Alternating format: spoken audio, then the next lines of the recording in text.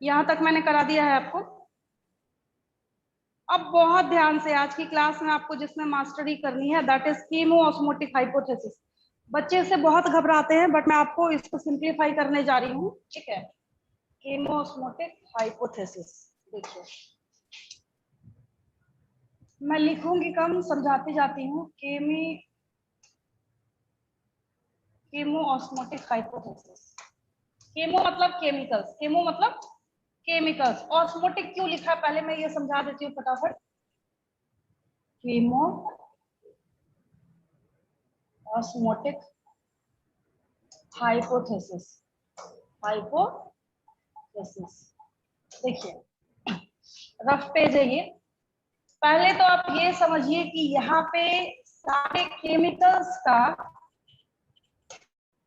Transformation बोल सकते हैं, फॉर्मेशन बोल सकते हैं, स्प्लिटिंग बोल सकते हैं, जैसे पानी टूट रहा है, केमिस्ट्री में भी पढ़ते हैं उसको, ठीक है। बट यहाँ पे जो सबसे कंफ्यूजिंग है दैट इज ऑस्मोटिक। क्या है वो? ऑस्मोटिक है। Why osmotic? और ये पूरा, पहले तो इस बात को आप अपने दिमाग में प्रिंट कीजिए कि मैंने आपको क्लोरोप्लास्ट सिखाया था, क्लोरोप्लास्ट, ठीक है। तो क्लोरोप्लास्ट जब मैंने आपको सिखाया था तो क्लोरोप्लास्ट के अंदर मैंने थैलाकोइड्स बताए थे, राइट। और इन थैलाकोइड्स में से एक थैलाकोइड को निकाल के जो पिंक कलर का डायग्राम की बुक ने बनाया है वो है, ठीक है। यानी इस पूरे थैलाकोइड के मेम्ब्रेन पे इसके बाहर क्या हो रहा है, इसके मेम्ब्रेन के अंदर क्या हो रहा है, इस थैलाकोइड का जो पूरा का पूरा आपका ल्यूमेन है इसके अंदर क्या हो रहा है, कौन सी चीज अंदर से बाहर जा रही है और कौन सी चीज बाहर से अंदर जा रही है, यही पढ़ना है आपको। ये समझ आई बात जो बोला मैंने आपको? फिर से अगर मैं आपको रिवाइज करूं तो जो मैंने आपको ग्रेनम सिखाया था, ग्रेनम के अंदर मैंने आपको थैलाकोइड सिखाया था। पहले तो 99% बच्चों को यही नहीं समझ आता कि ये बनाया क्या है एनसीईआरटी ने। पहले मैं इसको एक जगह यहाँ पे पेस्ट करती हूँ, फिर मैं आपको बताती हूँ। देखिए जल्दी जल्दी इसको कोशिश करती हूँ समझा के ओवर कर।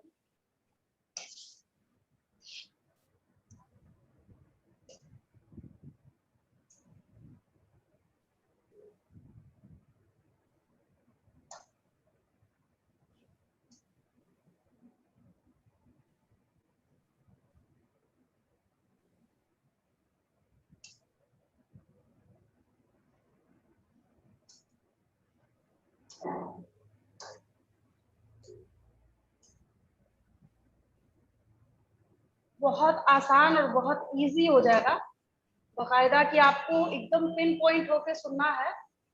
और इसके बाद बीच में कोई नहीं बोलेगा कि शुरू से बता दीजिए, जहां दिक्कत होगी वो आप मेरे से वहीं पूछिए। पूरा खत्म हो जाने के बाद फिर बोलिएगा कि मैडम इसको फिर से समझा दीजिए। 45 मिनट का एक लेक्चर जाएगा इसके ऊपर और आप फिर एंड में बोलेंगे कि मैडम फिर से समझा दीजिए, तो मुश्किल हो जाती है। पहले तो आधे बच्चों को यही समझ नहीं आता एनसीईआरटी ने बनाया क्या है, ये व्हाट इज दिस, ये समझ ही नहीं आता क्या बना हुआ है ये। जैसे ये पिंक कलर का एक गोला बना दिया तो बच्चा सोचेगा पता नहीं क्या दे रहा है ये, ठीक है। तो पहले तो आपको ये समझना है कि व्हाट इज दिस। जैसे मैंने आपको अभी समझाया, अभी अभी मैंने आपको बोला कि एक्चुअल में क्या है, ये पूरा थैलाकोइड है। व्हाट इज दिस, क्या है ये? थैलाकोइड है, ठीक है। फिर हैंग कर गया ये।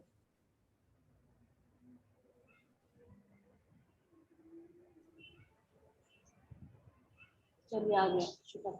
एक्चुअल में ये क्या है, ये थैलाकोइड है। और इसके मैंने आपको पहले इंट्रोडक्शन दिया है, इसमें आपको एक बात सिखाई जाएगी, ये बताया जाएगा कि क्या चीजें इसके अंदर से बाहर जा रही है, कौन ग्रेडियंट मेंटेन करने का काम कर रहा है। और ये रटना नहीं होता, ये बच्चा समझने के बाद खुद से बनाना स्टार्ट कर देता है। इससे अच्छा बना लेंगे आप लोग, ठीक है। उसमें कहीं कोई दिक्कत नहीं आएगी। ये आगे कर रहा है।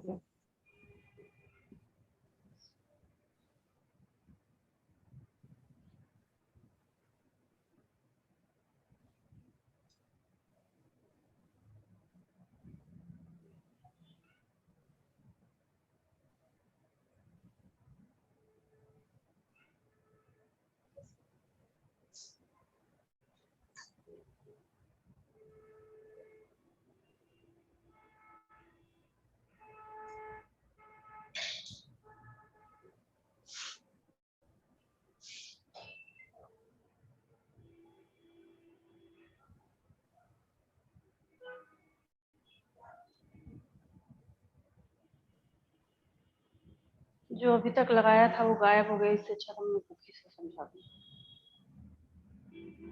गायब ही हो गया होगा।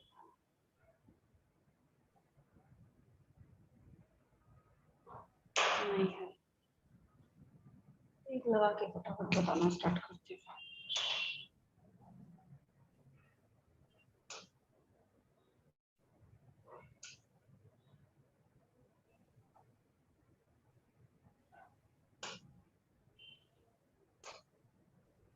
देखिए,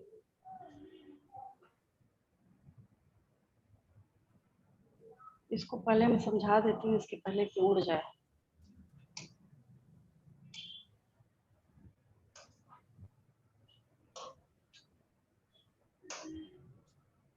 आप लोगों ने नोट कर लिया था ना प्रीवियस वाला जो पेज था, क्योंकि अब नहीं है, वो गायब हो गया है।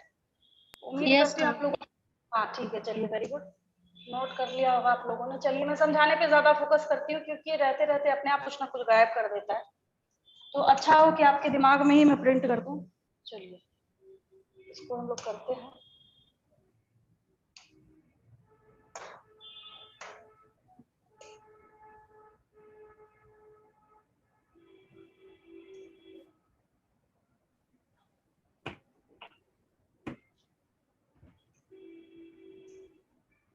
देखिए, सबसे पहली जो चीज है यहाँ पे, ये पूरा केमी ऑस्मोटिक हाइपोथेसिस आपको थैलाकॉइड के लिए बताया जा रहा है। किसके लिए बताया जा रहा है?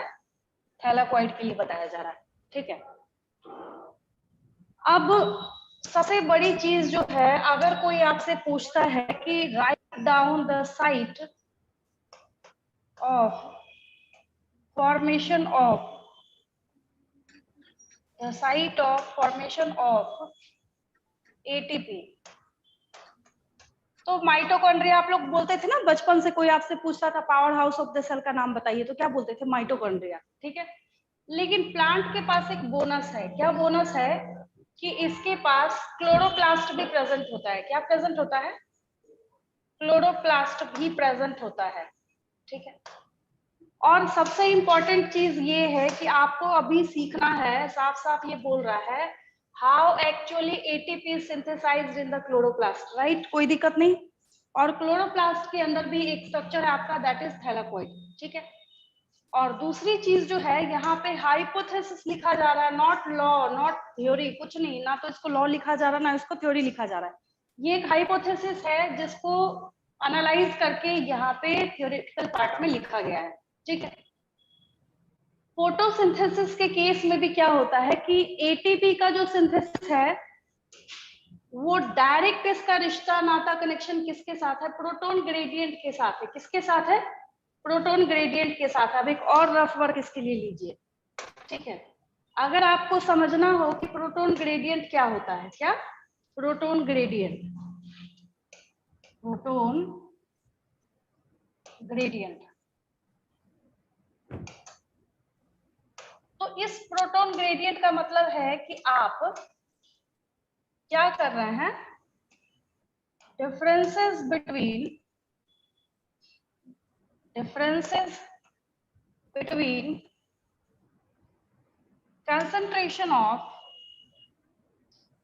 differences between concentration of protons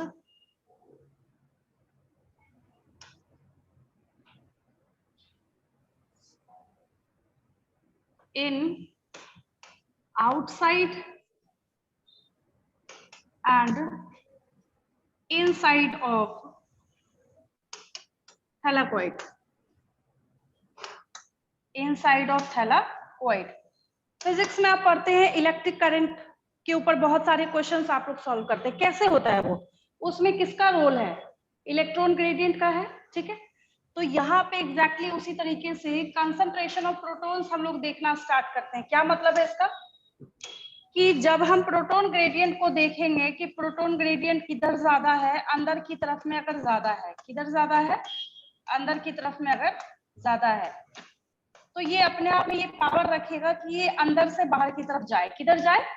और साफ साफ ये कह रहा है कि लाइक रेस्पिरेशन। क्या बोल रहा है? Like respiration. थोड़ा सा एक और आपको याद दिला दूं, रेस्पिरेशन के केस में जैसे आप देखते थे वहां पे ग्रेडियंट, क्या देखते थे? प्रेशर ग्रेडियंट, ठीक है। प्रेशर ग्रेडियंट यहाँ पे काम करता था, यहाँ कौन काम करता है? प्रोटोन ग्रेडियंट काम करता है। इसका मतलब है कि प्रोटोन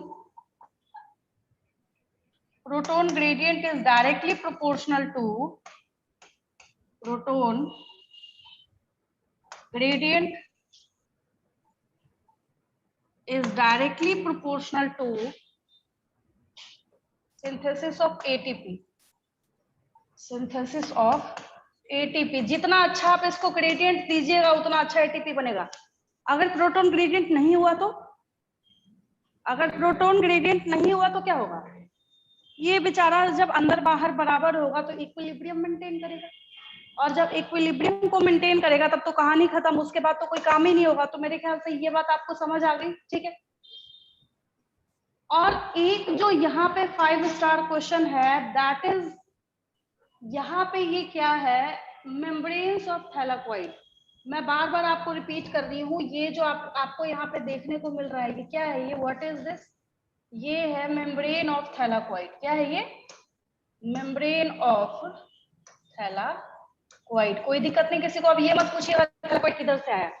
थैलाकॉइड क्लोरोप्लास्ट के अंदर का स्ट्रक्चर है। पूरा मैंने एक पीरियड आपको इसको समझाने के ऊपर लगाया है, तो ये समझिएगा, ठीक है। और एक दूसरी बात यहाँ पे और है, देयर इज वन डिफरेंस दो here the proton accumulation is towards the inside of the membrane. यानी कि आपको एग्जाम में क्या करना है, अपने दिमाग से इस बात को बना देना है कि ल्यूमेन, ये क्या है? ल्यूमेन है। ये क्या है? ये ल्यूमेन है। तो उसको क्या बोलेंगे? ल्यूमेन ही बोलेंगे। तो एक जो कहानी यहाँ पे, इस सबको पॉइंट बना के आप लोग लिख लीजिएगा, ठीक है। लिखने का टाइम नहीं है इस वजह से बोल रही हूँ। आपको यहाँ पे करना क्या है, जैसे ऐसा लिखना है। लिखना क्या है कि here we are explaining that the site of formation of ATP in plants is chloroplast. Mitochondria तो है ही, उसके बारे में तो कोई दिक्कत नहीं है, ठीक। यहाँ पे हम लोग क्या समझ रहे हैं? केमी ऑस्मोटिक हाइपोथेसिस समझ रहे हैं, ठीक है। In which the thylakoid plays an important role, ठीक है। ड्यूरिंग केमी, ये सब मैं लिखती, during chemiosmotic hypothesis proton gradient plays an important role in formation of ATP synthesis, right. Hindi में अगर मैं बोलूं तो यहाँ पे प्रोटोन ग्रेडियंट का बहुत बड़ा रोल है। क्या करने में? एटीपी को बनाने में। क्या करने में? एटीपी को बनाने में, एटीपी को फॉर्म करने में, ठीक है। और यहाँ पे जो सबसे इंपॉर्टेंट रोल प्ले कर रहा है वो कौन कर रहा है? थैलाकॉइड का मेम्ब्रेन, ठीक है। और इसके बाद एक दूसरी चीज है कि जब हम यहाँ पे पढ़ाई कर रहे हैं तो हम लोगों को यहाँ पे किसका दिख रहा है सबसे बड़ा रोल? क्लोरोप्लास्ट का, ठीक है। अब ये आगे जाके आपको एक और चीज बताएगा, जैसे रेस्पिरेशन के केस में, यहाँ नहीं, इसके केस में क्या है कि यहाँ पे proton accumulation inside the membrane होगा। बात समझिए, प्रोटोन एक्युमुलेशन मैंने बना दिया, लिख नहीं रही मैं। प्रोटोन एक्यूमुलेशन, अब आप लोग अगर बैठे बैठे देख रहे हैं तो कोई भी बच्चा इसको देख के बता सकता है कि यहाँ पे प्रोटोन एक्यूमुलेशन कहाँ हो रहा है? अंदर हो रहा है। कहाँ हो रहा है? मैंने मेम्ब्रेन पे नहीं लिखा, अगर मेम्ब्रेन पे होता तो मैं बना देती वहां पे। यहाँ पे प्रोटोन एक्यूमुलेशन का मतलब प्रोटोन का ज्यादा होना, एक्यूमुलेशन मतलब इकट्ठा होना। तो यहाँ पे प्रोटोन का एक्यूमुलेशन सबसे ज्यादा किधर है? यहाँ पे सबसे ज्यादा है ल्यूमेन के अंदर, इन the lumen. Proton accumulation in the lumen, बस समझते जाइएगा, पॉइंट बना के कोई भी बच्चा लिख सकता है। Proton accumulation in the lumen. लेकिन रेस्पिरेशन में जब, अभी नहीं, जब हम लोग रेस्पिरेशन में पढ़ना स्टार्ट करेंगे तो रेस्पिरेशन के केस में क्या होगा? प्रोटॉन्स जो है वो intermembrane space of the mitochondria में एक्यूमुलेटेड होगा जब हम लोग इलेक्ट्रो ट्रांसपोर्ट सिस्टम पढ़ेंगे। अब आप बोलेंगे हमें कुछ याद नहीं आ रहा, ठीक है। तो देखिए, जब आप माइटोकॉन्ड्रिया की पढ़ाई करते हैं और माइटोकॉन्ड्रिया आप लोग बनाना स्टार्ट करते हैं तो ऐसे बनाते हैं माइटोकॉन्ड्रिया, रफ में बना रही हूं मैं, ऐसे बनाते हैं ना, ठीक है। तो रेस्पिरेशन के केस में नीट का क्वेश्चन है ये, इन रेस्पिरेशन, इन क्या देखते हैं हम लोग? रेस्पिरेशन के केस में हम लोग जब देखना स्टार्ट करते हैं, ये नीचे कैसे आ गए, रेस्पिरेशन के केस में जब हम लोग देखना स्टार्ट करते हैं तो यहाँ पे प्रोटोन एक्यूमुलेशन किधर होगा, यहाँ पे प्रोटोन एक्यूमुलेशन होगा इंटर मेम्ब्रेन स्पेस में। एम्स का क्वेश्चन है ये। इंटर मेम्ब्रेन स्पेस कोई बच्चा टिक ही नहीं करता। बच्चे सोचते हैं अच्छा चाहे तो स्ट्रोमा होगा चाहे बाहर होगा, तो 99% बच्चे तो स्ट्रोमा टिक करके आते हैं, सॉरी मैट्रिक्स। यहाँ पे क्या हो जाएगा मैट्रिक्स हो जाएगा, ठीक है। तो प्रोटोन एक्यूमुलेशन यहाँ पे कहाँ है, what is this inter membrane space, क्या है ये, इंटर मेम्ब्रेन स्पेस, क्या है ये, इंटर मेम्ब्रेन स्पेस, ठीक है। तो प्रोटोन एक्यूमुलेशन कहाँ पे होगा, किसके केस में, रेस्पिरेशन के केस में। प्रोटोन एक्यूमुलेशन रेस्पिरेशन के केस में प्लांट्स में कहाँ होता है, inter membrane space of mitochondria. Mention the site of exact proton accumulation in the case of respiration in plants. तब हो जाएगा इंटर मेम्ब्रेन स्पेस, ठीक है। हाइपोथेसिस के टाइम में कहा हो रहा है, lumen, inside the lumen of the thylakoid. फर्क समझिए दोनों में, मैं बार बार आपको रिपीट कर रही हूँ। यहाँ पे H+ ग्रेडेड H+ एक्यूमुलेशन जो है मोर है, ज्यादा है, तो फर्क जमीन आसमान का फर्क नहीं है दोनों में। बात समझ आई, बात समझ आई। इधर और किसी बच्चे को कोई दिक्कत, मैं बार बार रिपीट कर रही हूँ, इसमें 99% बच्चे गलती करते हैं। जब उनसे पूछा जाता है प्रोटोन एक्यूमुलेशन कहाँ होता है, बच्चा धड़ाधड़ क्या करता है, ल्यूमेन ऑफ थैलाकोइड के ऊपर टिक मार के आ जाता है, कहता है मेरा तो एग्जाम बहुत अच्छा गया है। जबकि अगर रेस्पिरेशन में पूछा जाता है तो in case of respiration it will be inter membrane space of mitochondria. कोई दिक्कत नहीं किसी को, ठीक है। तो एक पॉइंट बस मैं यहाँ पे लिख देती हूँ क्योंकि 5 स्टार क्वेश्चन है ये, तो यहाँ पे मैं इसको मेंशन कर देती हूँ। अब देखिए रेस्पिरेशन के केस में, किसके केस में, अब भाई प्लांट फिजियोलॉजी पढ़ रहे हैं तो ह्यूमन का तो लिख नहीं रही मैं, इसलिए मैं रेस्पिरेशन लिखूंगी तो आप लोग समझ जाइए। रेस्पिरेशन इन प्लांट्स नहीं लिख रही मैं। इन केस ऑफ रेस्पिरेशन, ठीक है, in plants proton accumulation, proton accumulation is observed in intermembrane space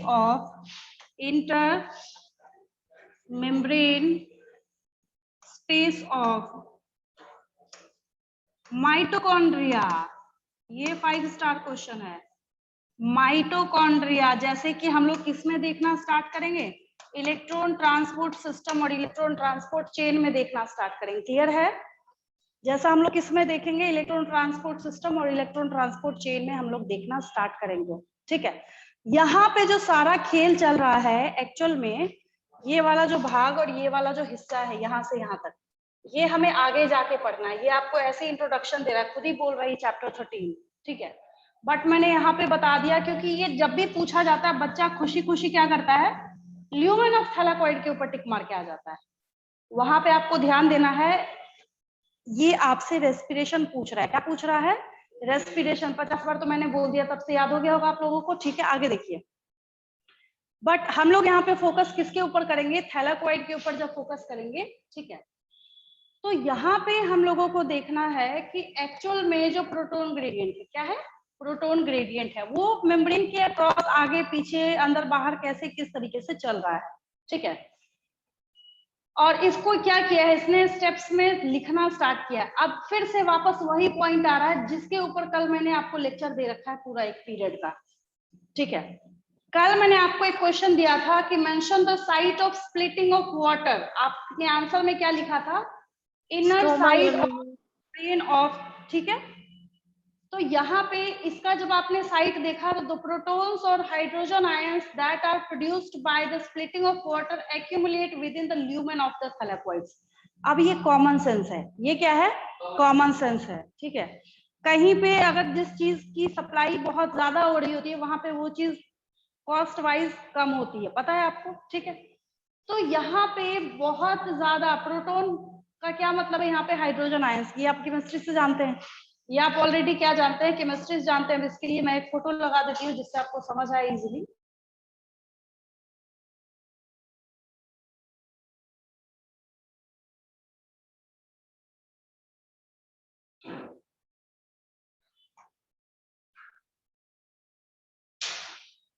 ये एक फोटो लगा देती हूँ, इससे आपको सारी चीजें समझ आ जाएंगी। यही है, देखिए। कोई बात नहीं।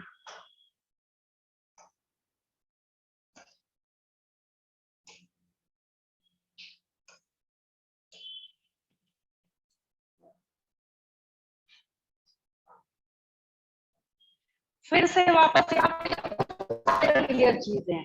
कुछ ऐसा तो है नहीं ह्यूमन फिजियोलॉजी जैसा कि कहीं पे आपको जब बायोमोलिक्यूल्स की पढ़ाई करना स्टार्ट कर रहे हैं, डाइजेशन में अलग अलग पढ़ना है, फिर जब हम न्यूरल कंट्रोल एंड कोऑर्डिनेशन पढ़ रहे हैं वहां पे हमें सोडियम पोटेशियम पंप पढ़ना स्टार्ट कर देना है, फिर जब हम बॉडी फ्लूइड्स एंड सर्कुलेशन पढ़ रहे हैं वहां पे हमें दूसरा पढ़ना है। यहाँ पे क्या है, वही सारी घिसी पिटी चीजें हैं जो आपको समझना है। बहुत मैं बार बार बोल रही हूँ, फिजियोलॉजी है। What is this?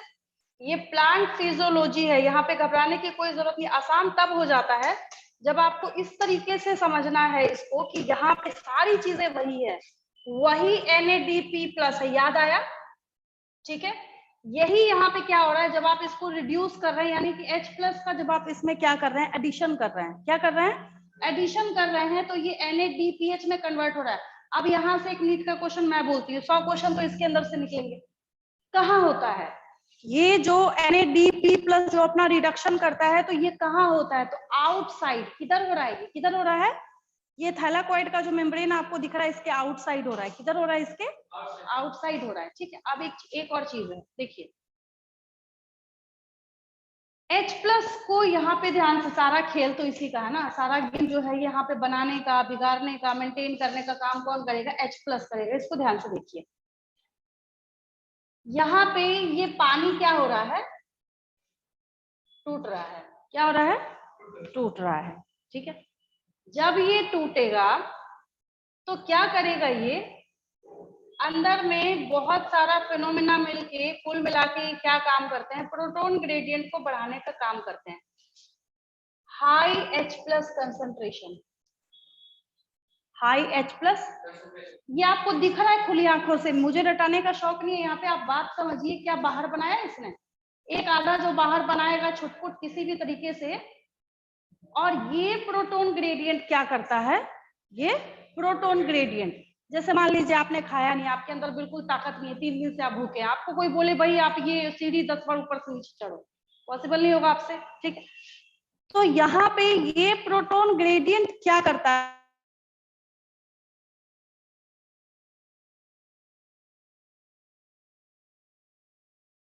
Into adenosine triphosphate, into adenosine triphosphate, तो वहां पे ATP सिंथेज का नाम आता है। किसका नाम आता है वहां पे?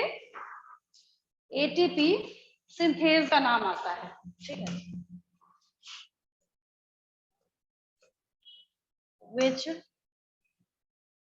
enzyme converts ATP into ATP। देखिए, मैंने आपको इसके पिछली क्लास में सिखाया था कि जब आप एडिनोसिन डाइफॉस्फेट के साथ एक इनऑर्गेनिक फॉस्फेट जोड़ते हैं तो उसके बाद आपका एडिनोसिन ट्राइफॉस्फेट बनता है। ठीक है, ठीक है ना? बस आपको एक एक्स्ट्रा चीज यहाँ पे याद करनी है, ATP का ATP लिख देना है। बनना मतलब सिंथेसिस, बनना मतलब सिंथेसिस, सिंथेसिस को सिंथेज बना देना है। SE है, तो इस क्वेश्चन का आंसर क्या है? ATP synthase. कोई दिक्कत नहीं किसी को? तो मैंने यहाँ पे क्वेश्चन दिया है, which enzyme converts ATP into ATP, that is ATP synthase. क्या नाम है उसका? ATP सिंथेज नाम है उसका। ठीक है, एक और लिख लीजिए, mention the site of accumulation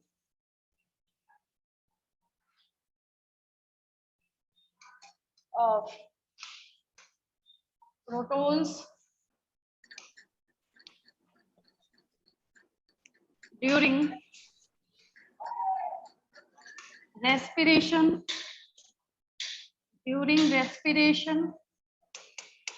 in plants, during respiration in plants।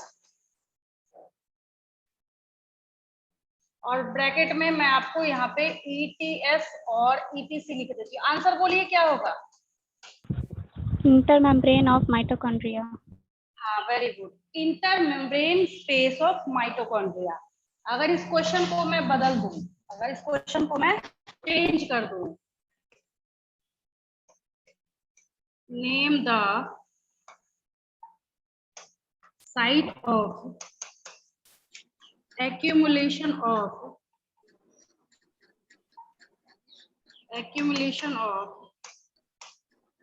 protons in chemiosmotic hypothesis। अब क्या होगा आंसर? Lumen of chloroplast. हाँ ठीक है, वेरी गुड, ठीक है, समझ आ रहा है आप लोगों को, ठीक है। तो ऐसे करके इसको समझना है, घबराने की जरूरत नहीं है, इस तरीके से करके आपको इन चीजों को समझते जाना है साथ के साथ, ठीक है। तो यही चीज यहाँ पे ये मेंशन कर रहा है, ठीक है। क्वेश्चन लिखिए, ये आसान लग रहा होगा अब ये केमियोस्मोटिक हाइपोथेसिस जैसे जैसे चलता जाता है ना, कैसे आपको साइक्लिक एंड नॉन साइक्लिक वाले में बार बार इसका जिक्र कर रहा था, क्यों कर रहा था वो भी यहाँ पे है, हिडन है, उस क्वेश्चन का आंसर भी यहाँ पे हिडन दिया हुआ है।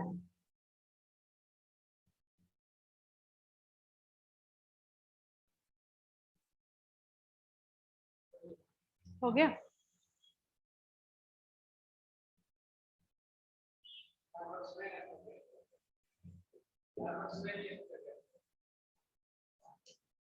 चलिए, ये है, एक और चीज देख लीजिए इसमें।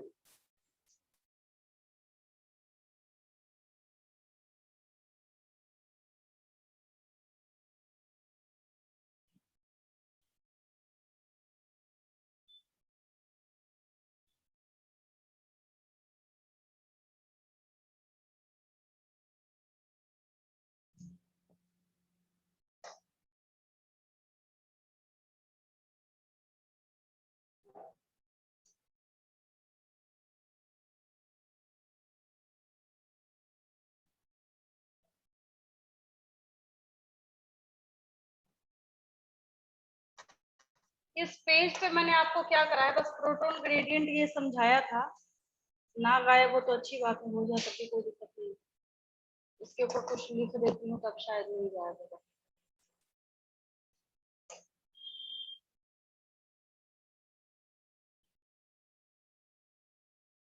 क्या है ये? What is this? Proton gradient. क्या है ये? Proton gradient. और देखती हूँ एक बार, हाँ बच गए।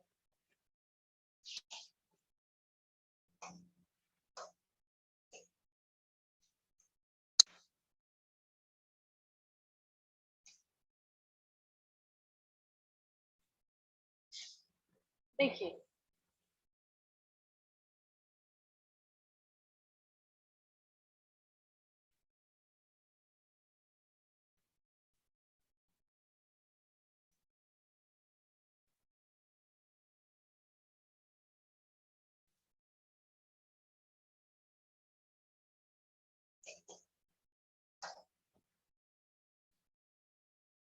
जब मैंने आपको पिछली क्लास में PS1 PS2 पढ़ाया था, याद आया?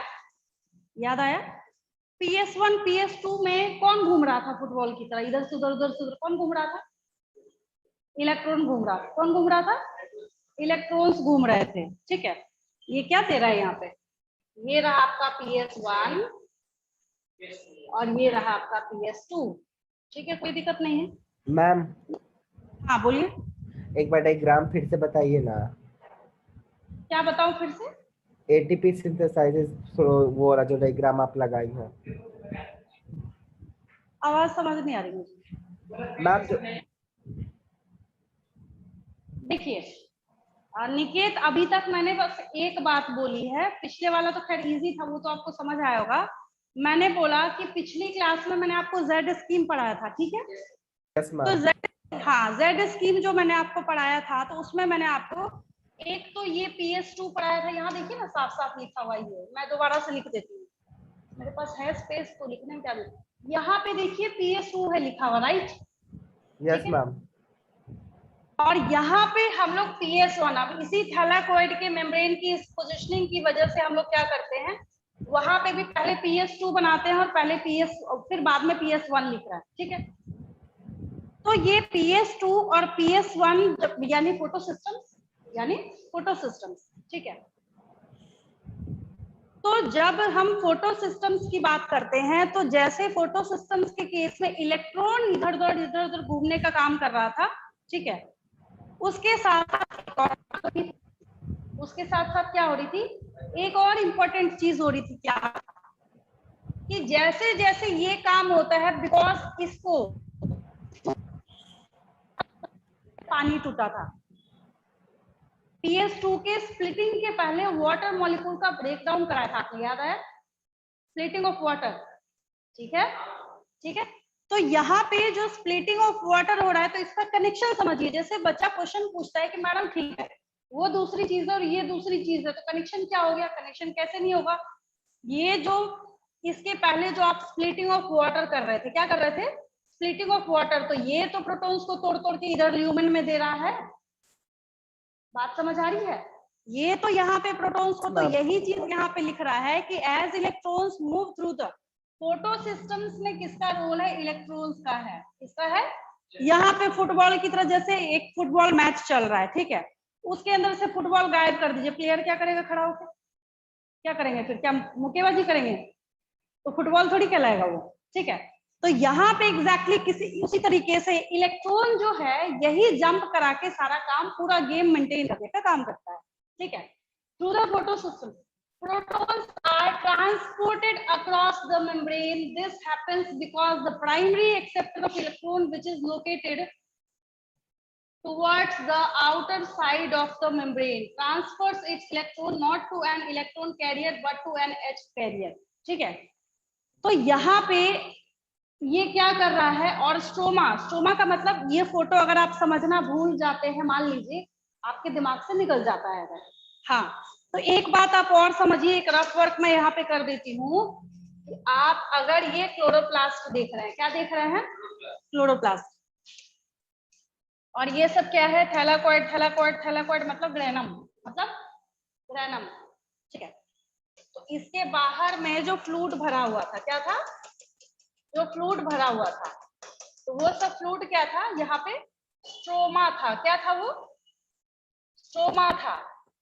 तो यहाँ पे दो बातें बोली जाएंगी, पहला लिखा जाएगा इनसाइड थैलाकोइड मेम्ब्रेन, दूसरी बात लिखी जाएगी आउटसाइड। तो आउटसाइड तो स्ट्रोमा है ना, आउटसाइड क्या है, स्ट्रोमा है, ठीक है। तो आपको यहाँ पे वर्ड क्या लिखा जाएगा, ये देखिए, करते करते ये स्ट्रोमा के बारे में ये क्या बता रहा है यहाँ पे, कि इस स्ट्रोमा के पास लोअर H+ कंसंट्रेशन है या लोअर H+ है। तो ग्रेडियंट का क्या मतलब होता है, ग्रेडियंट मतलब है कि आप वहां पे डिफरेंस क्रिएट कर रहे हैं, आप क्या कर रहे हैं, वहां पे डिफरेंस क्रिएट कर रहे हैं। तो आपको डिफरेंस ऐसी थोड़ी क्रिएट होगा, तब क्रिएट होगा ना जब आप क्या करेंगे, कम ज्यादा रखेंगे, जब आप क्या करेंगे, कम ज्यादा करेंगे। जैसे कैसे, एक मतलब छोटी सी स्टोरी जगह जगह पे व्हाट्सएप वगैरह पे शेयर होती है कि एक ऐसा किसी को सपना आया कि सबके अकाउंट में 15 लाख रुपीज डले थे, है ना, फिर सबने काम ही करना बंद कर दिया, तो क्योंकि यहाँ पे वर्किंग के पीछे जो हिडन है, जो ड्राइविंग फोर्स है, दैट इज द डिफरेंस, ठीक है। किसी के पास वैसा डिफरेंस है, तभी वो छोटे मोटे काम करके आपका काम कर रहा है वहां पे, उसके पास पैसे हो जाएंगे तो थोड़ी करेगा, वो नहीं करेगा। तो एग्जैक्टली उसी तरीके से यहाँ पे ये जो ग्रेडियंट है, यहाँ पे क्या है, ये जो ग्रेडियंट है, इसका बहुत इंपॉर्टेंट रोल है, क्या कराने के लिए, इस पूरे सिस्टम को चलाने के लिए। हमारा जो लिविंग सिस्टम जो चलता है ना, द लिविंग वर्ल्ड, जैसे पहला चैप्टर आपने पढ़ा, या फिर पूरा जो लिविंग सिस्टम की आप जो पढ़ाई करना स्टार्ट कर रहे हैं, ये सब कुछ किसी न किसी तरीके के ग्रेडियंट के ऊपर डिपेंड करता है। किस पे डिपेंड करता है, ग्रेडियंट के ऊपर डिपेंड करता है। तो एग्जैक्टली इसी तरीके से यहाँ पे भी क्या है, ग्रेडियंट पे डिपेंड करता है, ठीक है। अब इसके बाद क्या होता है, प्रोटॉन जो है, इसका एक्यूमुलेशन ज्यादा कहाँ पे है, the proton is release into the inner side और the lumen side of the membrane. ये तो 100 बार ही बोल दिया, तब से मैंने तो याद हो गया होगा आपको, केमी ऑस्मोटिक हाइपोथेसिस के टाइम में प्रोटॉन्स का कंसंट्रेशन सबसे ज्यादा कहाँ दिखता है? Inside the thylakoid. ठीक है, प्रोटॉन ग्रेडियंट कहाँ ज्यादा देखने को मिलता है? तब भी inside the lumen of the thylakoid. ठीक है, तो यहाँ पे ये वाली बात तो आपको याद हो गई, यहाँ पे तो खैर कोई दिक्कत है नहीं। ठीक है, अब अगर कोई आपसे पूछे कि ये प्रोसेस कहाँ हो रहा है, mention the site of this process, क्या लिखिएगा आंसर में? In case of chloroplast mention the site of reduction of NADP+। क्या बोलिएगा? स्ट्रोमा में किधर हो रहा है? थैलेकॉइड के सिवाय जो बाकी खाली जगह बाहर है, यही तो अभी मैंने रफ वर्क करके समझाया। जब ये थैलेकॉइड है तो इसके बाहर ये सारा क्या है? जो ग्राउंड यहाँ पे टिश्यूज जो आपको अवेलेबल, जो फ्लूइड भरा हुआ है, व्हाट इज दिस? स्ट्रोमा। तो आपसे कोई पूछेगा कि यहाँ पे NADP+ का जो रिडक्शन हो रहा है, इसका साइट, इसकी जगह कौन सी है? तो आप क्या बोलिएगा? स्ट्रोमा। क्या बोलिएगा? स्ट्रोमा बोलिएगा। कोई दिक्कत दिख रहा है ना? ऐसा थोड़ी कि मैं गलत बोल रही हूँ या फिर आपको समझ नहीं आ रहा, दिख रहा है साफ साफ। Mention the site of formation of NADPH, stroma. Mention the site of reduction of NADP+, stroma. Where, मतलब mention the site of action of NADP reductase. 3-4 question एक ही आंसर के लिए बना दिया मैंने। अगर आपसे फिर पूछा जाएगा mention the site of NADP reductase, ठीक है, तब भी आपका आंसर क्या होगा? यहाँ पे स्ट्रोमा होगा। कैसे? उसको ऐसे समझिए। उसको समझने का सबसे अच्छा तरीका ये है कि मैंने आपको सिखाया एक सिंपल सी बात कि NADP+ में जब आपने क्या किया? हाइड्रोजन को ऐड कर दिया। क्या किया आपने? जब हाइड्रोजन को ऐड कर दिया, यहाँ पे देखिए NH+ को आप क्या कर रहे हैं? यहाँ पे इस साइड पे, इसको लिख रही हूँ मैं। ठीक है, इसको क्या कर रहे हैं आप? ऐड कर रहे हैं। इसको जब ऐड कीजिएगा तो क्या होगा? NADPH। जो मैं बोल रही हूँ यही बोल रही हूँ। और इसमें जो एंजाइम लग रहा है NADP रिडक्टेज। कोई दिक्कत किसी को? तो mention the site of action of NADP reductase, stroma. Mention the site of formation of NADPH, stroma. Mention the site of reduction of NADP+ into NADPH, stroma. कहाँ हो रहा है सर? स्ट्रोमा में हो रहा है। किधर हो रहा है? अब क्लियर है? ठीक है, क्योंकि जब ये Z स्कीम चल रहा था वहां पे इसने NADP रिडक्टेज का नाम नहीं दिया था, बट यहाँ पे इसने क्या किया है? NADP रिडक्टेज का नाम इसने दिया है। ठीक है, चौथा क्वेश्चन लिखिए। Which enzyme reduces NADP+? Answer NADP reductase. पांचवा question, mention the site of formation of NADPH। अब क्या हो जाएगा? Trauma. स्ट्रोमा ही हो जाएगा। NADP+ के रिडक्शन की जगह कौन सी है? स्ट्रोमा ही हो जाएगा। NADP रिडक्टेज के काम करने की जगह कौन सी है? तो भी यही हो जाएगा। ठीक है, तो भी स्ट्रोमा ही हो जाएगा। जब एंजाइम का नाम पूछा जाएगा NADP रिडक्टेज हो जाएगा। ठीक है, काफी इजी और सिंप्लीफाई मैंने कर दिया आप लोगों के लिए।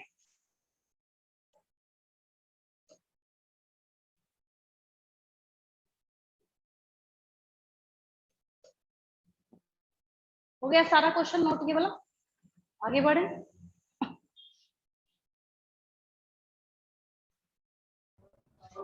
चलिए, तो ये बहुत अच्छा एक पॉइंट था, यानी कि NADP रिडक्टेज किधर मिलेगा आपको? जब आप ढूंढने की कोशिश करेंगे ये कहाँ मिलेगा ये बंदा आपको? ये आपको स्ट्रोमा में मिलेगा। NADP reductase enzyme is located on the stroma side of the membrane, not inside the lumen.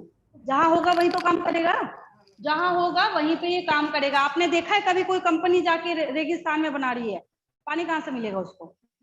Processing के लिए उसको वाटर कहाँ से मिलेगा? जब भी वो बनाते हैं तो किधर बनाते हैं? वहां पे कोई ना कोई वाटर सोर्स होना चाहिए। ठीक है, कोई भी कंपनी बनती है, क्लीनिंग है, बहुत सारा वर्क फंक्शन होता है, उसमें एम्प्लॉइज रह रहे हैं, उनको भी पानी चाहिए। तो यहाँ पे जहां है वहीं पे होगा ना ये प्रोसेस, तो ये कहाँ मिलता है, स्टोमा के अंदर मिलता है, ठीक है।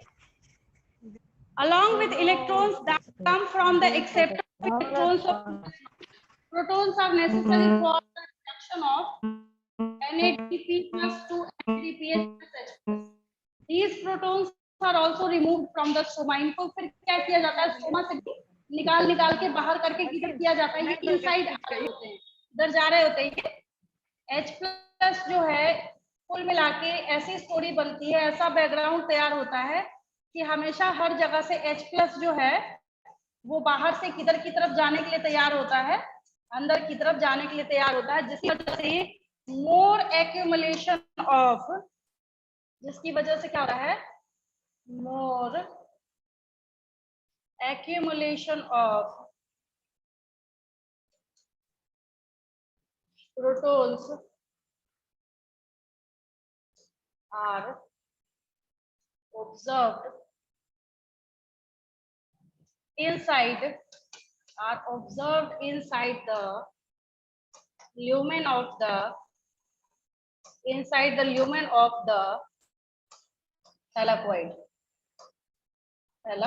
एक छोटी सी चीज थी, मामूली सी, जब मैंने आपको इसको क्लोरोप्लास्ट के स्ट्रक्चर को समझाना स्टार्ट किया था, ठीक है, बट उसमें क्या हो गया, वो चीज बदल गई और उसका इतना इंपॉर्टेंट रोल यहाँ पे निकल के सामने आ रहा है, ठीक है। अब यहाँ पे अगली स्टोरी जब आप देखना स्टार्ट करते हैं तो क्या होता है, hence within the chloroplast protons in the stoma decreases in number while in lumen there is accumulation of, ये क्या 50 बार एक ही चीज बोलना, मैं तब से यही बोल रही हूँ, ठीक है, कि बाहर घट रहा है, अंदर क्या हो रहा है, इंक्रीज हो रहा है, ठीक है। It's a proton gradient, gradient का मतलब ये कि आप क्या कर रहे हैं, डिफरेंस दिखा रहे हैं, क्या कर रहे हैं आप वहां पे, डिफरेंस दिखा रहे हैं, ग्रेडियंट का मतलब ही यही है। और ये क्या करता है, पुश करने का काम करता है, ये H प्लस जो है it works as a driving force for formation of ATP. Proton gradient or accumulation of proton within the thylakoid membrane or within the lumen of the thylakoid is necessary or required for formation of ATP because the ATP synthase enzyme is activated by proton gradient of the lumen of the thylakoid. अगर हिंदी में मैं इसको बोलूं तो थैलाकोइड के अंदर जो ये प्रोटॉन का ग्रेडियंट है ना, यही पुश करने का काम करता है, एटीपी सिंथेज को बोलता है तुम क्या करो, तुम एटीपी बनाओ, तुम क्या करो, एटीपी तुम बनाओ, ये जरूरी होता है इसके लिए, ठीक है। तो across the thylakoid membrane as well as measurable decrease in pH in the lumen, जिसकी वजह से पीएच क्या होता है अंदर ल्यूमेन का डिक्रीज होता है। Why are we so interested in the proton gradient, this gradient is important because, वही कहानी आगे जाके लिखिएगा,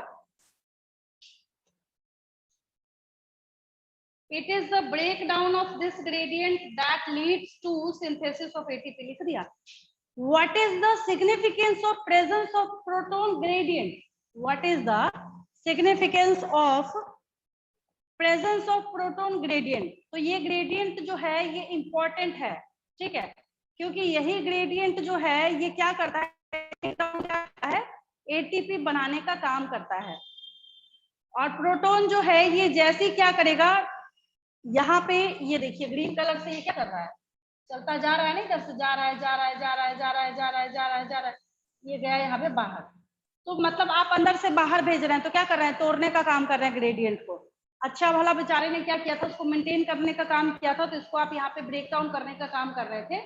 तो ये ग्रेडियंट जो है यहाँ पे ये इसको मेंटेन करने का काम कौन करेगा, आप इसको अंदर से बाहर भेजते जाइए। जैसे मान लीजिए मेरे पास 2 क्लासरूम्स हैं, एक में 50 बच्चे बैठे हैं, दूसरे में 10 बैठे हैं, फिर मैं बोलूं नहीं भी बराबर बराबर बट जाओ, तो 30-30 बैठेंगे दोनों में, तो क्या हो गया, इक्विलिब्रियम हो गया, क्या हो गया, इक्विलिब्रियम हो गया। तो टूटेगा जब, क्योंकि ये लाइन बच्चों को समझ नहीं आती, break down of this gradient का मतलब है अंतर कम करना, ब्रेक डाउन ऑफ ग्रेडियंट का क्या मतलब है, डिफरेंस को कम करना। तो जब आप ग्रेडियंट का ब्रेक डाउन करते हैं तो उसकी वजह से क्या होता है, एटीपी सिंथेसाइज होता है, क्या होता है, एटीपी सिंथेसाइज होता है। तो क्वेश्चन इसके लिए लिख लीजिए,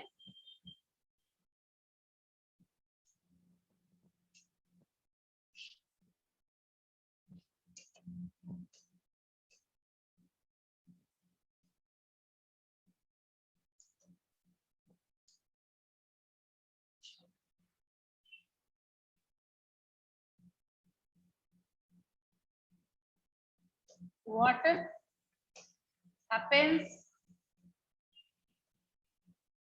after breakdown of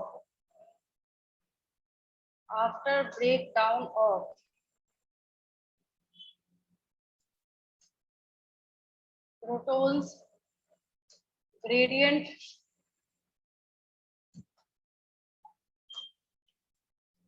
across the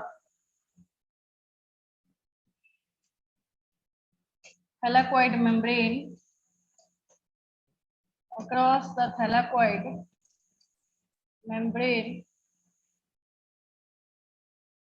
during chemiosmotic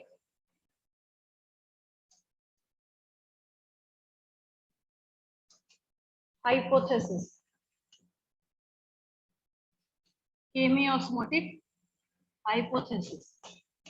ATP बनेगा, क्या होगा? एटीपी बनेगा, सिंथेसिस ऑफ एटीपी बनेगा, बस और कुछ नहीं। ठीक है, यही चीज यहाँ पे लिखी हुई है, पेज है।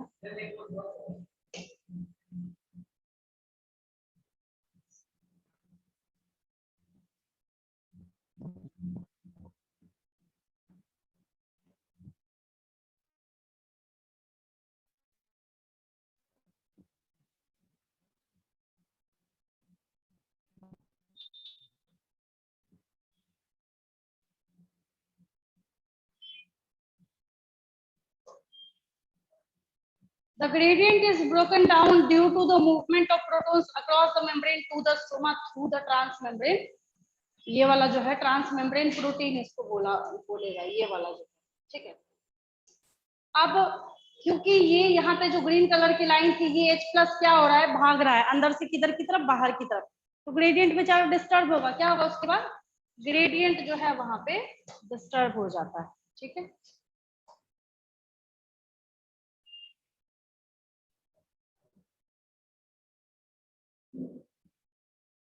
ये मैं समझा देती हूँ, चैनल वाला जो बोल रहा है ना, इसके लिए आपको एक और मैं देख लेती हूँ और कितना बचा हुआ है। ये हो गया,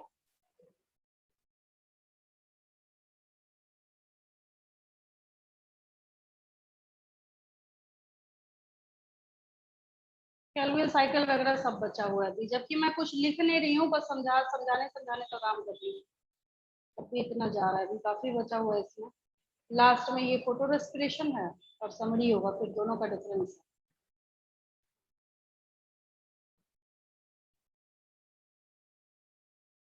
जिस बच्चे को पहले दिन ये पढ़ा दो ना बायो लेने के बाद, वो मैथ्स ले लेगा। फिर जिसको प्लांट फिजियोलॉजी पढ़ा दो, बोलेगा ना भाई इससे अच्छा तो मैथ्स ही है। हाँ,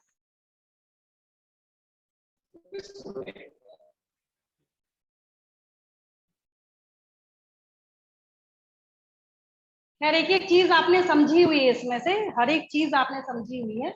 बाकी आपके सेल्फ नोट्स डिपेंड करेंगे कि आप कितना अच्छा उसको रिटेन कर पाते हैं आगे तक, ठीक है।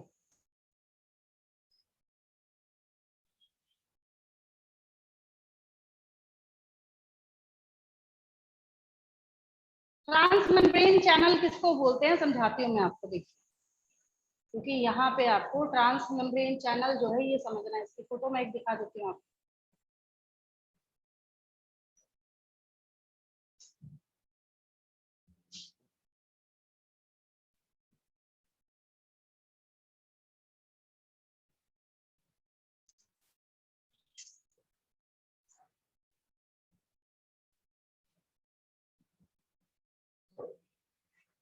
उसको बोलिए,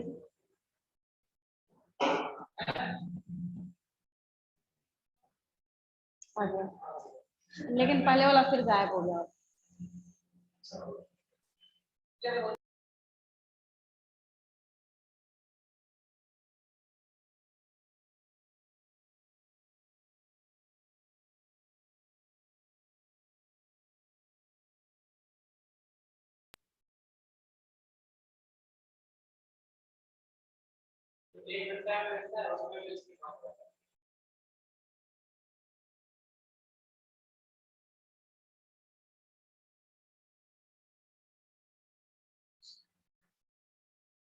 सबसे बड़ी बात है कि क्वेश्चंस भी रिमूव, क्वेश्चन नोट किया था ना सबने? कहाँ तक क्वेश्चन हुए थे मुझे बता दीजिएगा, मैं उसके आगे, अब है ही नहीं इसके बाद कुछ।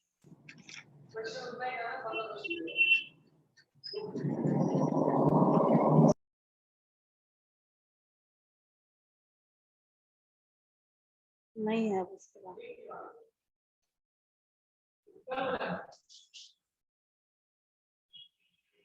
आज वाला है ही नहीं कुछ। कहाँ तक क्वेश्चंस लिखे थे मैंने? 7 क्वेश्चन लिख दिया था ना, 3 और लिख दूंगी, ठीक है? थोड़ा सा और समझ लीजिए।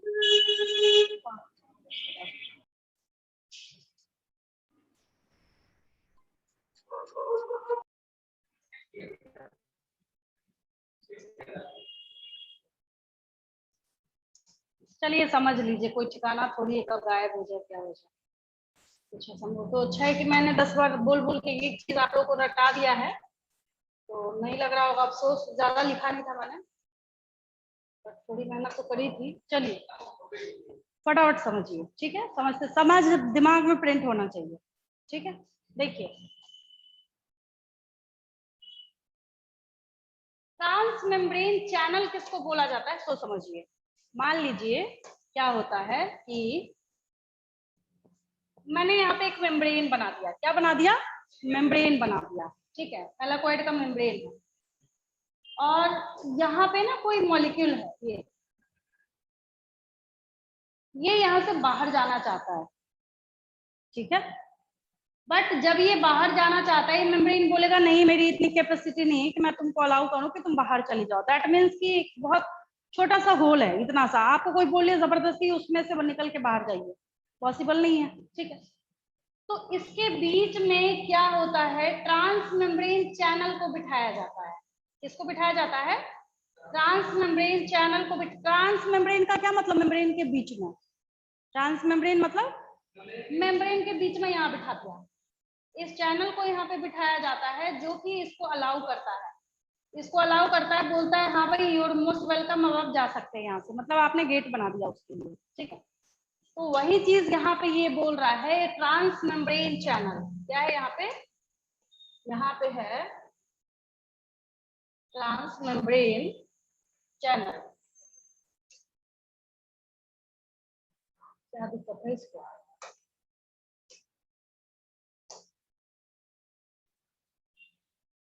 ये तो दिख ही नहीं रहा, रहने दीजिए। Trans membrane, trans membrane channel, ठीक है?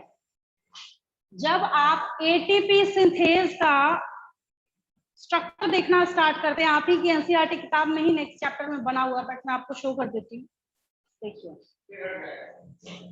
नहीं, नहीं हटेगा, जो अब तो खत्म ही हो गया, पूरा साफ ही हो गया, तो अब क्या हटेगा, ठीक है?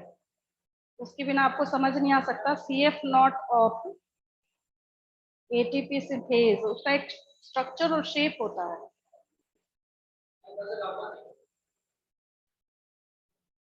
क्या हो गया कल?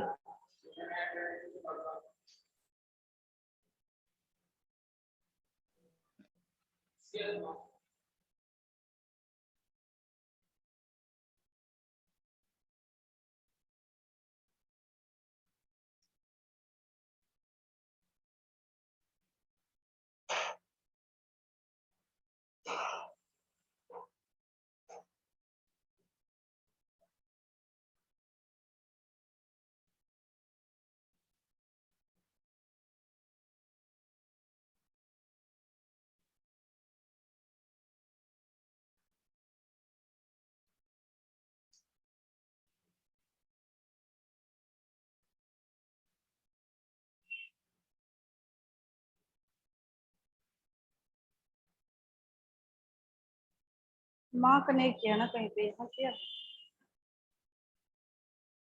एनसीईआरटी वाला ही दे दे, वही बेस्ट है, उसमें दिखा रखा है उसमें।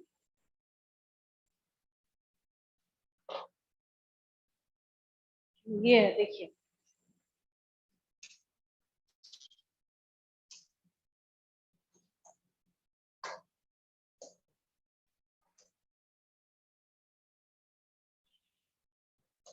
इसके देखिए दो मेन पार्ट्स होते हैं, ऐसे आपको नहीं समझ आता, आप समझ आ जाएगा। देखिए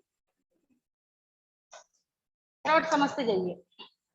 क्या है यहाँ पे? CF नॉट है। क्या है? CF नॉट है। किसका CF नॉट है? Of the ATP synthase. किसका है? ATP सिंथेज का है। ठीक है, अब ये ATP सिंथेज है। क्या है ये? ATP सिंथेज है।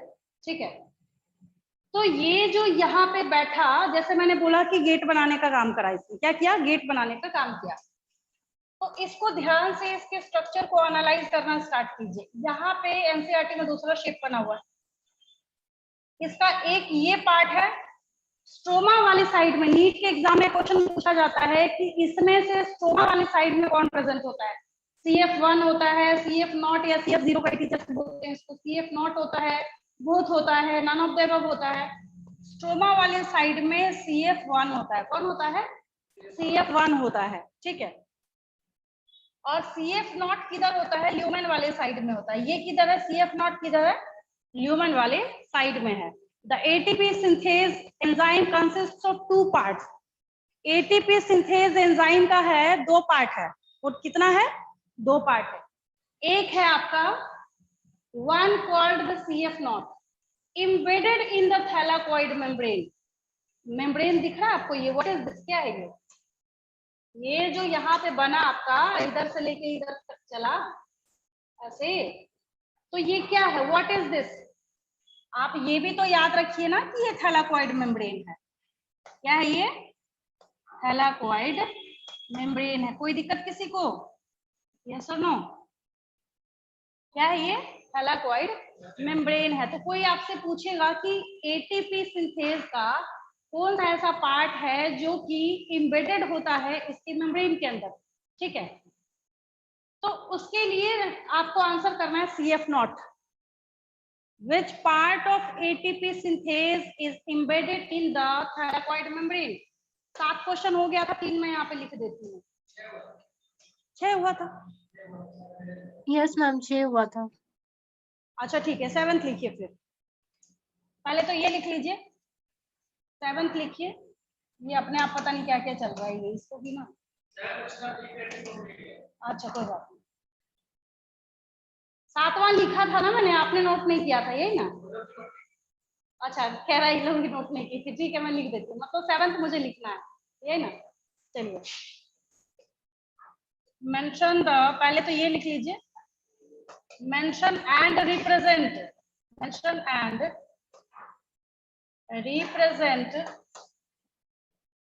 पार्ट्स ऑफ, बना दीजिएगा फोटो, एटीपी सिंथेज। 8वां क्वेश्चन, 8 लिखिए यहाँ पे। Which part of ATP synthase, क्या हो गया है इसको?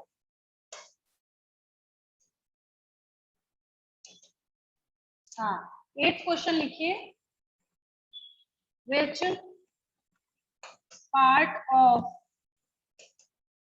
ATP, मेरे साथ साथ लिखिएगा, ये कब गायब हो जाएगा कुछ पता नहीं है। Which part of ATP synthase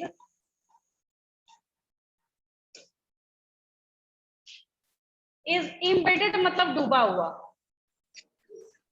embedded, embedded in the thylakoid membrane, thylakoid membrane। Answer बोलिए। CF ठीक है वेरी गुड। चलिए 9th क्वेश्चन लिखिए, differentiate between, differentiate between CF naught and CF1 और कुछ नहीं करना, लिख देना आपको। एक मेम्ब्रेन में एम्बेडेड होता है, दूसरा एम्बेडेड नहीं होता है, एक ल्यूमेन के साइड होता है, दूसरा किधर होता है मतलब कि उसके स्ट्रोमा के साइड होता है। ऐसे डिफरेंशिएट छोटा सा कर देना of ATP synthase, SYNTHASE, SYNTHASE, ATP synthase. ठीक है, ऐसे करना है, देखिए बहुत आसान है, आपको घबराने की जरूरत नहीं है। ठीक है, मैंने डिफरेंस लिखने को बोला है, डिफरेंस आपको ऐसे करना है। CF1 is present towards the stoma while CF0 is embedded in the membrane। ठीक है, इसके बाद आपको लिखना है कि CF1 on the side of CF1 ATP is synthesized। इधर थोड़ी बन रहा है, उधर बन रहा है। किधर बन रहा है? उधर बन रहा है, हाँ, और CF0 वाले साइड में नहीं बन रहा है। ठीक है, the movement of protons is from CF0 towards CF1। क्या इधर से इधर चल रहा है? ये देखिए, इधर से इधर जा रहा है, तो देखने की बात है ये। ठीक है,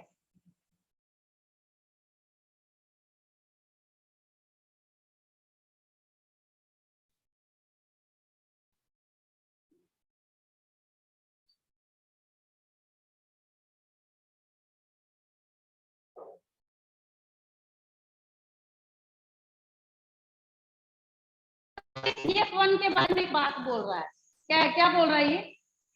That faces the stoma। क्या गलत बोल रहा है? दिख तो रहा है, इसका फेस किधर के साइड है? स्टोमा के साइड है। किधर है?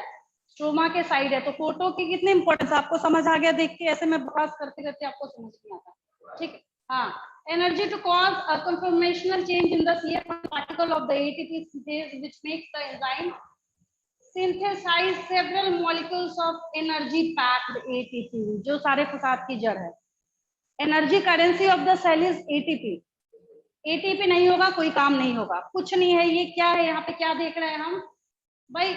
जैसे आपने YouTube पे बहुत सारा वीडियो देखा होगा, ये बनाने का, वो बनाने का, वो बनाने का। उसके पहले आपने देखा होगा सामान, इंग्रेडिएंट बताते हैं ना, क्या क्या लगाइएगा तो आपका बनेगा। ठीक है, क्या चाहिए इसको? एक मेम्ब्रेन चाहिए, और क्या चाहिए? प्रोटॉन पंप चाहिए, और क्या चाहिए? प्रोटॉन पंप काफी नहीं, और क्या चाहिए? ग्रेडियंट भी चाहिए, और क्या चाहिए? ATP synthase. ये सारा सामान चाहिए आपको ये प्रोसेस करने के लिए। ठीक है, energy is used to pump protons across a membrane to create a gradient or a high concentration of protons within the thylakoid। ये तो लगता है कि 101 बारी मैं बोल रही हूँ सबसे। ATP synthase has a channel that allows diffusion of protons back across the membrane। This releases enough energy to activate ATP synthase enzyme, ताकि ये क्या कर सके? ATP बना सके। और एक और चीज है जो कि क्योंकि हम लोगों ने देखा था along with NADPH produced by the movement of electrons। कहाँ? किधर? Z स्कीम में। कहाँ पे? Z स्कीम में। ठीक है, the ATP will be used immediately in the biosynthetic reaction taking place in the stoma responsible for fixation carbon dioxide and synthesis of sugar। ये तो काम ही है इसका, ये तो प्लांट का काम है। फिक्सेशन ऑफ क्या करेगा? कार्बन डाइऑक्साइड करेगा। शुगर बनाने का मतलब ग्लूकोज बनाएगा। फोटोसिंथेसिस का रिएक्शन बोल रहा है वहां पे। और आखिरी क्वेश्चन एज यूजुअल आप जानते हैं, explain chemiosmotic hypothesis. Chemiosmotic hypothesis. किसी को डाउट हो पूछ लीजिए, मैं लीव करूंगी। ये भी बहुत मतलब एक लेंथी पोर्शन है जो आपने समझा है आज की क्लास में। अगर आपको बात समझ आई है तो मतलब आप बहुत इंटेलिजेंट हैं। सारे ही पोर्शन इसके इम्पोर्टेंट है, किसी एक को नहीं बोला जा सकता है। सब के सब अपने आप में क्या है? इम्पोर्टेंट है। हाँ,